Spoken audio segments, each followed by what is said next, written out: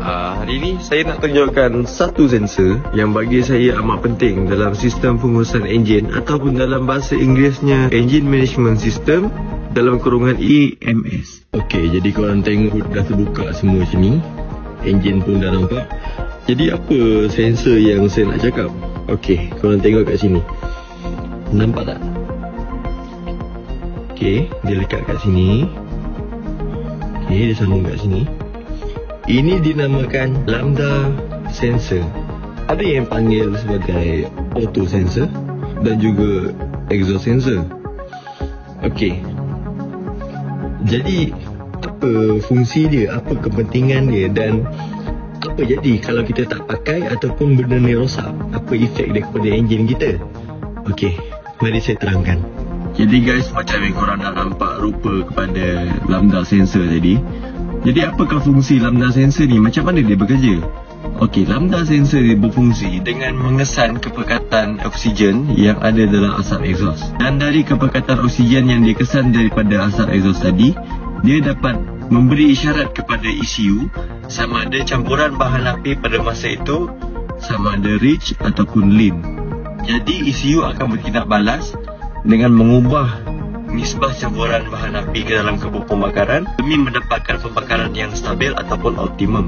Daripada fungsi lambda sensor tersebut, kita dah dapat satu gambaran apa yang akan terjadi kalau sensor ni rosak ataupun kita tak pakai. Dalam keadaan mungkin kita terlupa nak pasang ataupun apa kan. Kesan-kesan dia adalah enjin ataupun ECU kita gagal untuk mengesan sama ada campuran bahan api pada sebuah waktu itu adakah dia lean rich ataupun normal.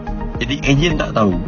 Tak ada sensor yang membantu dia untuk mengesan kepekatan oksigen yang ada pada asap exhaust untuk menentukan keadaan pembakaran pada masa tersebut.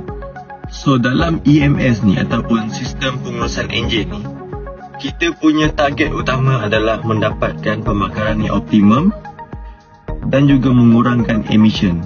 Jadi kalau tiada lambda sensor ataupun lambda sensor ni tak berfungsi, kita tak dapat mencapai pembakaran yang optimum dan juga tak dapat untuk mengurangkan emission. Jadi dengan kegagalan dua perkara ni, kita gagal untuk mencapai target utama dalam EMS dan kita akan menjadi penyumbang kepada air pollution ataupun pencemaran udara. Dan itu kesan kepada alam sekitar dan juga ketidakcapaian dalam target EMS. Jadi kesan terhadap enjin pula, kita akan mendapat satu driving experience yang amat buruk lah sebab di mana kereta kita tak dapat nak perform well sebab campuran nisbah bahan api pada masa tu adalah tidak stabil ataupun dalam kata lain campuran yang tak kena pada masa tersebut. Berkemungkinan dalam keadaan kita memerlukan minyak sedikit, dia dalam keadaan rich. Di mana kita memerlukan minyak yang banyak, dia dalam keadaan lean. Jadi dia akan mendatangkan efek yang tidak sihat kepada enjin kita, di mana dia akan membuat kerosakan kepada permukaan piston dan sebagainya. Jadi guys, setakat itu saja sedikit perkongsian saya terhadap sensor yang bernama lambda sensor. Sekian, terima kasih. Nak cakap terima kasih sebab menonton ke? Okey, terima kasih. Bye-bye.